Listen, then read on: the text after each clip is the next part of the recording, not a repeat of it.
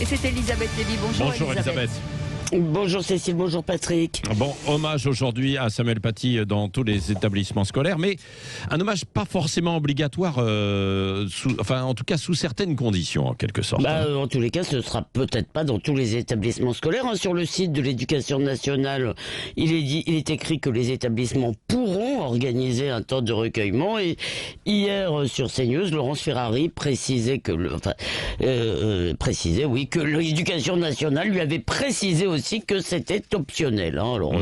Optionnel, c'est peut-être une décision rationnelle, sinon raisonnable, parce qu'effectivement, on n'a pas envie d'entendre des adolescents et des élus islamo-gauchistes justifier le meurtre sur le thème oui, mais il a blessé des musulmans.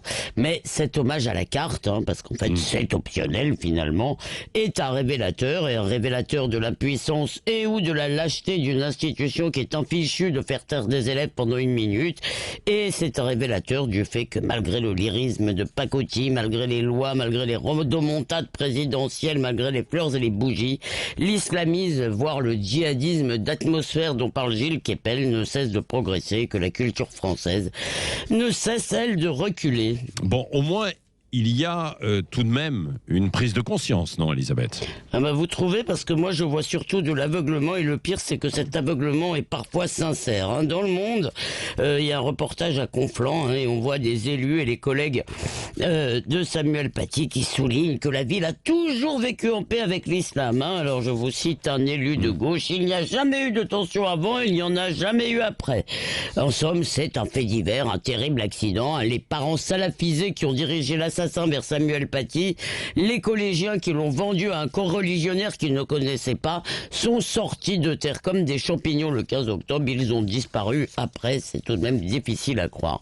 Pour la gauche, admettre l'existence d'un problème systémique, ce mot qu'elle adore, ce serait reconnaître qu'elle s'est radicalement trompée, et pire, ce serait faire le jeu de Zemmour. Mais le plus terrible, c'est peut-être l'Éducation nationale, parce que sa réplique a été quoi ? De former les enseignants à la laïcité, comme si c'était le problème, alors qu'il faudrait plutôt former les élèves au blasphème. Et les professeurs menacés, une dizaine selon Didier Lemaire, le professeur de Trappes qui a lui-même été menacé de mort, sont toujours abandonnés par leur hiérarchie. Bref, le pas de vague continue. D'ailleurs, à Conflans, la principale du collège dit en substance: laissez-nous oublier.